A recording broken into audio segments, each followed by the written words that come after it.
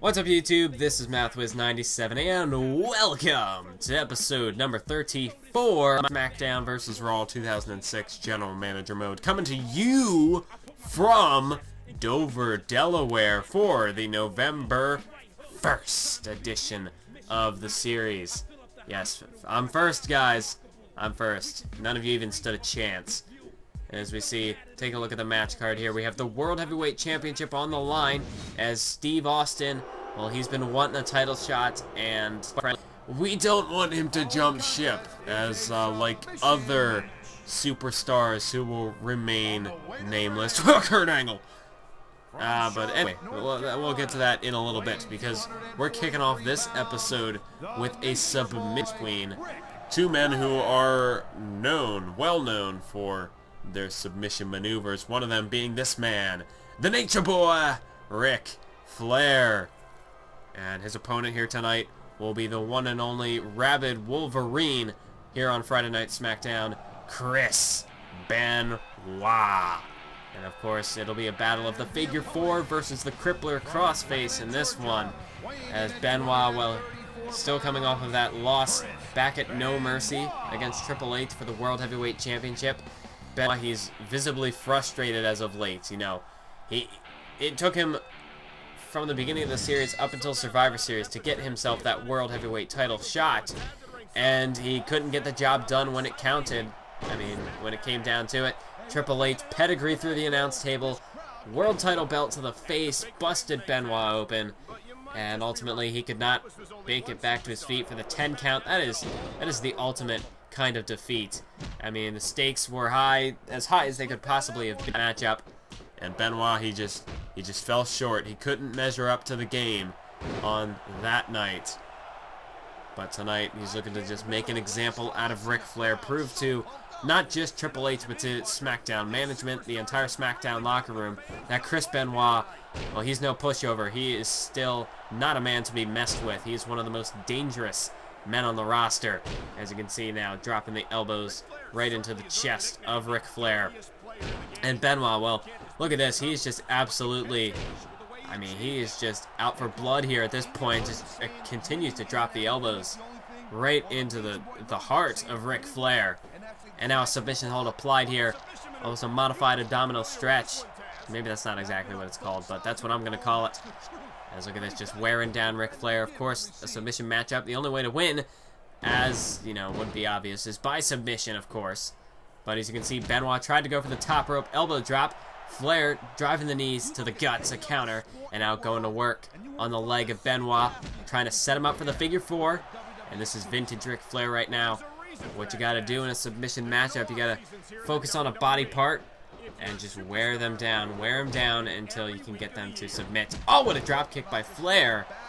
Definitely tapping into those cruiserweight sort of stats to go for that drop kick there, using his athleticism to advantage. But Benoit just completely outpowers Flair with that German suplex. And now look at this. Look at Benoit. Cross armbar applied here.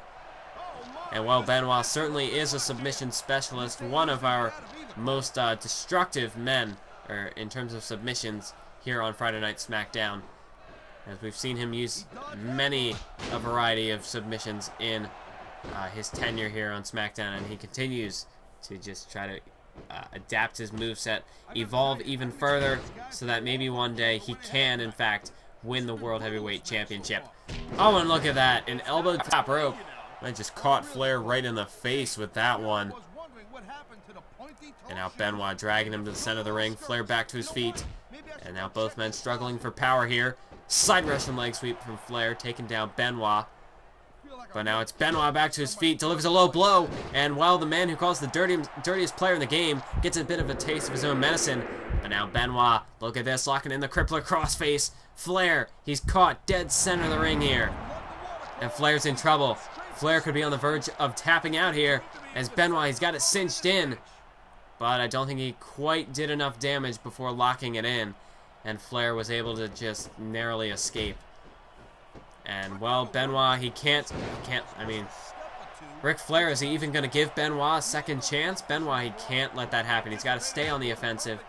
But, I mean, he can't afford to let Ric Flair gain any sort of momentum to get back in this matchup. Benoit, while he's got control, he has to keep it.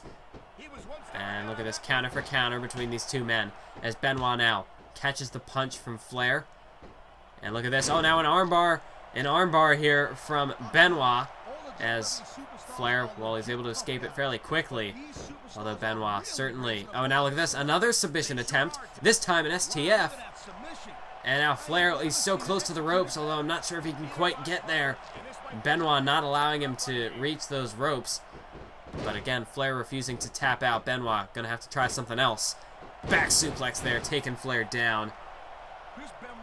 And ultimately, in a matchup like this, no matter who loses, I mean, it's going to be a humiliating loss for either one of these two men to have to be forced to submit at the hands of your opponent. It's one thing to get knocked out and pinned, but it's another thing entirely to have to tap out, to admit defeat on your own terms. I mean, if you get hit with something like the pedigree and you're down, like Benoit was for a 10 count, you don't have too much control over that. But in terms of a submission style of matchup, no matter how painful the submission move is, it could be something. It could be a simple sleeper hold. Well, I guess the sleeper hold doesn't really count because you pass out. But you know what I'm trying to say. It doesn't matter what the submission hold is. Ultimately, you're the one who's being forced to tap out. It's almost like you're quitting the matchup, and sometimes you really don't have a choice, but still, you're the one who's submitting. And that certainly is something that some superstars might not be able to bounce back from. But at the moment, Ric Flair regaining control in this matchup as he drops the knee right to the skull of Benoit. But again, Flair tried to duck behind Benoit. Benoit able to counter it. And now look at these strikes to the face of Flair, trying to wear him down. Put him in perhaps a good position for that crossface yet again. And now he takes him down with a scoop slam, planting Flair smack dab on his back. But Flair able to counter, not allowing Benoit to go for whatever he was attempting to go for there. And now counter from Benoit. Oh, look at this again. Benoit again caught him as he's got the crippler crossface for the second time here on Ric Flair. And he's really wrenching it back. And we saw last time that the second crossface was what finished off Austin. Could it be the case here tonight as Flair is struggling? But no, Ric Flair forced to tap out. As Benoit, even if he makes a mistake the first time locking in the crossface, if you let him lock it in a second time, you're not getting out of it. There's no chance. No chance in hell that Benoit's going to make the same mistake twice. And with a devastating submission hold like the crippler crossface, you don't have much choice other than to tap out. And Ric Flair, he was the man who was forced to lose in that submission matchup here tonight. But now we're going to move on to the main event matchup, the World Heavyweight Championship match between this man, the Texas Rattlesnake, Austin 316, Stone Cold Steve Austin. And could perhaps Austin 316 mean that he just whooped Triple H's ass here tonight? Are we going to see a new World Heavyweight Champion? Or is Triple H... Are we going to see some Triple H 3... That doesn't make any sense. Forget it. Are we going to see some Hunter 316 that says, I just pedigreed your face? Maybe. Maybe. We'll see how things play out here tonight. But there, of course, is our man, our champ, the top dog here on SmackDown, Triple H. And he's got that big gold belt around his waist that he has held since the beginning of the series to prove that he is the man here on SmackDown. And much like what a certain superstar who may or may not have competed earlier on in this episode used to say, to be the man, you gotta beat the man. And nobody so far has been able to beat the man that is Triple H. But Stone Cold Steve Austin here tonight could perhaps look to break the chain of events, looks to break the cycle, and try to be the first man to defeat Triple H when the world title is on the line. And what a place to do it here on SmackDown. You wouldn't expect a title reign such as Triple H's to change hands on SmackDown, but Stone Cold could catch us all by surprise and do just that here tonight. Triple H, it seems as though all of the majority of his epic confrontations have been on pay-per-view, whether it's the triple threat at the Great American Bash, the Iron Man match at Judgment Day, or the Last Man Standing at, well, the Last Man Standing at No Mercy, or even the Hell in the Cell at SummerSlam. Triple H, he has managed to conquer all of those challenges. And as well as that, he's also won a Battle Royal on SmackDown, which involved 6 men in total. 5 other opponents, Triple H managed to outlast them all and win the Battle Royal. And no, that wasn't a sissy over the top rope match. No, that was pinfall, submission, elimination. Oh, look at this. Austin bounces out of the turnbuckle, and Triple H kick to the gut, measuring his man for the pedigree. I know that slow motion can be some overpowering stuff there, but Triple H could have the victory right here, right now. No, Stone Cold kicks at it too. And granted, this would have been a victory in record time for Triple H if he could have won the match right there. I mean, I know his match with Bret Hart at SummerSlam was a bit short. Not exactly what I would have expected, but he nearly beat Austin in 2 minutes right there. But Triple H, ultimately, the pedigree, it is not, you know, the godly move here in GM mode. No, he's got to at least try to inflict some semblance of damage before hitting that pedigree. I mean, he's not going to get off so easily just to try to open the match up 30 seconds in, go for the pedigree against a man like Steve Austin. He's going to have to inflict damage first. You know, that's why they call it a finisher. You don't just... You know, it may be the move that tends to finish matches, but you don't see people busting out their finishers 5 seconds into the matchup. And when it does, you know, it doesn't work. Because, you know, while it is the finisher, it's the move that ends the match. There's a reason. I mean, you know, people, when you're going into some sort of a battle, you want to save your best move for last. That's why it's the finisher. Because, you know, you make sure that you've inflicted enough damage to your opponent that when you use your ultimate move, they're going to stay down. This is basic laws of Dragon Ball Z, folks. You bring out your ultimate attack at the end, and you crush everybody. That was a completely almost... I don't even know where that reference came from. I just pulled it out of my backside. But you know how things go. This is the Tangent series. That's how things happen. We bring things out of random places and don't know how we get to certain subject matters, but nonetheless, both men outside the ring here. Triple H back in the ring in a 5 count, referee up to 6. Austin going for a bit of shenanigans, hanging Triple H up there in the ropes. And Triple H, well, Austin, oh look at this, Austin, he's got the $1 Million Dream locked in right here. Back from his early days as the ringmaster with Ted DiBiase, almost paying some homage there to his past, his former workings with the $1 Million Man, and now drives the elbow right into the skull. We're back to Austin mode as we see Austin flipping the double bird.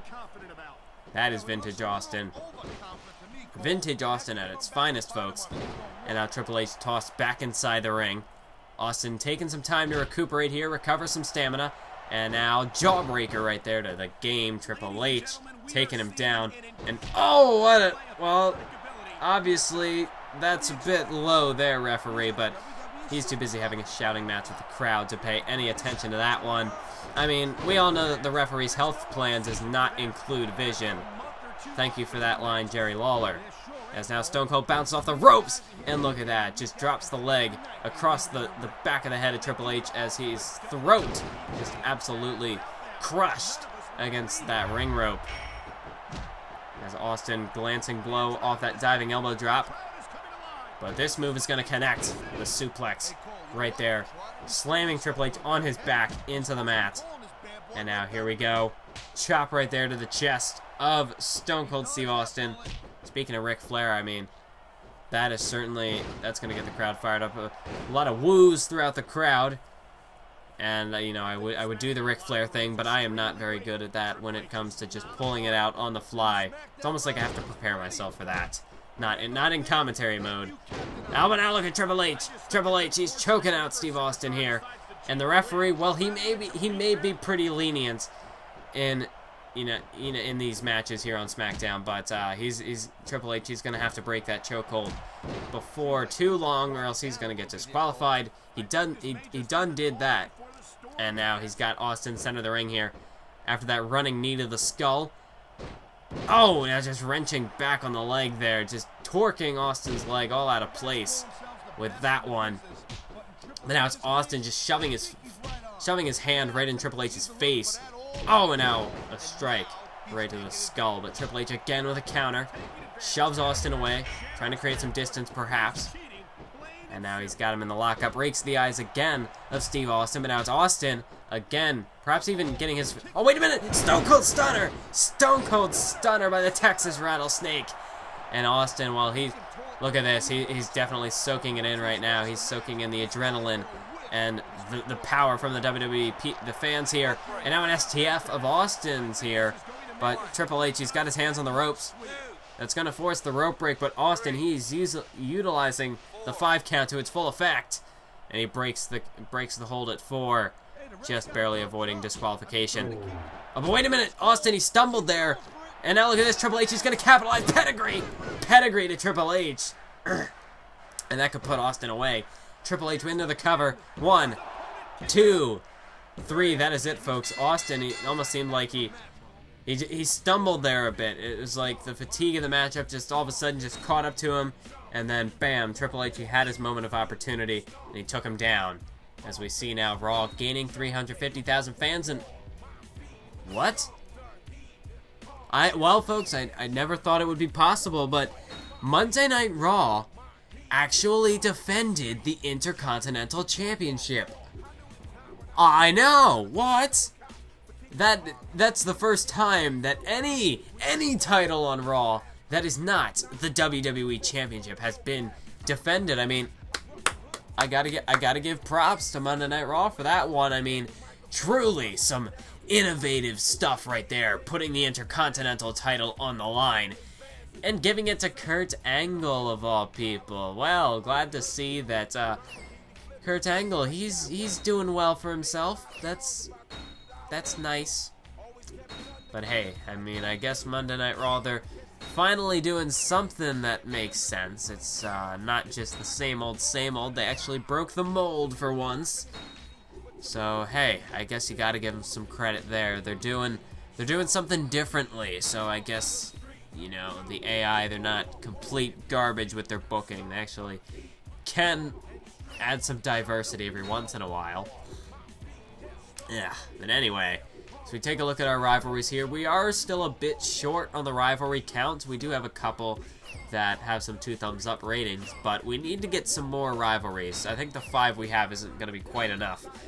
But let's take one quick look at the fan support. As we can see, we are doing fairly well. We still have the lead over Raw, as always. But Raw, they're still catching us, and I don't like that. But that's it for this episode. Thank you for watching, and until next time, keep on YouTubing.